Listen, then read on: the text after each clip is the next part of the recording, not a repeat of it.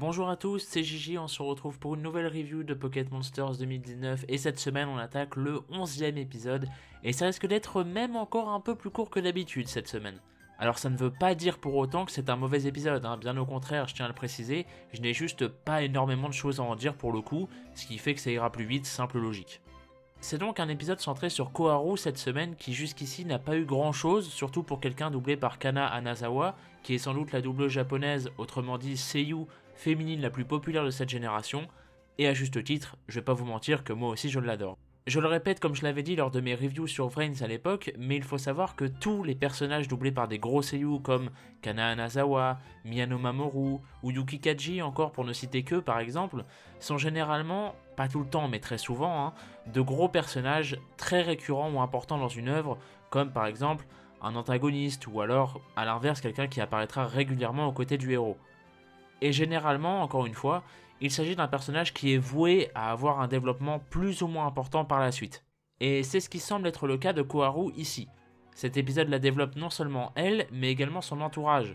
On nous montre dans cet épisode les doutes auxquels Koharu fait face avec ses amis quand il parle de leur avenir. Ce n'est pas parce qu'elle est fille de professeur qu'elle veut forcément devenir professeur à son tour.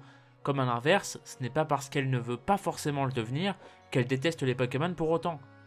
Elle est encore jeune et ne sait pas vraiment quoi faire en fait, tout simplement. La morale dans tout ça, c'est tout simplement de prendre son temps, de ne pas se précipiter inutilement pour quelque chose d'aussi lointain et important. C'est d'ailleurs ce que lui explique sa mère qui a vécu d'elle-même la chose. Elle a finalement décidé très tard de ce qu'elle voulait faire et rassure donc sa fille sur ce point. C'est mine de rien un passage que j'ai franchement aimé pour être honnête avec vous, étant moi-même très sensible de tout ce qui touche à la construction de son parcours, de son avenir, etc. Mais d'autant plus que c'est extrêmement rare que ce point, aussi important soit-il, surtout pour des jeunes enfants, soit abordé dans l'univers de Pokémon.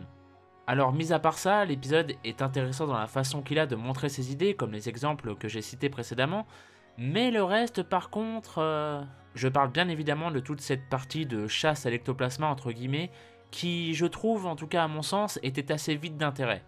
Je noterai surtout le fait que Kana ordonne une attaque à Voltutu, ce qui est sûrement mon moment préféré de l'épisode, histoire de vous dire à quel point je suis un fanboy.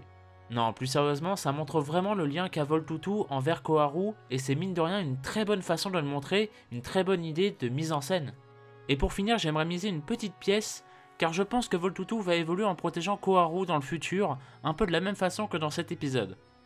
On le sent vraiment, mais alors vraiment dévoué envers elle, et je suis déjà persuadé que, même si Koharu ne devient pas forcément dresseuse plus tard, il se passera une scène où son Voltutu évoluera afin de la protéger d'une attaque, d'un objet qui tombe, ou autre chose. On en reparlera le moment venu, mais gardez cette idée en tête pour plus tard. Et voilà, cette review est à présent terminée, je vous remercie sincèrement de m'avoir écouté, n'hésitez pas à me dire votre avis en commentaire concernant cet épisode. Et pour finir, le dernier best-of de Pokémon Bouclier est sorti. Ça y est, je vais enfin arrêter de vous saouler avec ça toutes les semaines, soyez rassurés. J'en profite pour remercier chacun d'entre vous qui ont pu regarder au moins quelques petits morceaux de mon aventure à Galar. J'espère sincèrement qu'au moins ça vous aura plu. Et qui sait, peut-être que nous y retournerons pour les DLC. En attendant, d'autres vidéos sont prévues, alors ne vous inquiétez pas, rendez-vous à la prochaine, portez-vous bien et des bisous.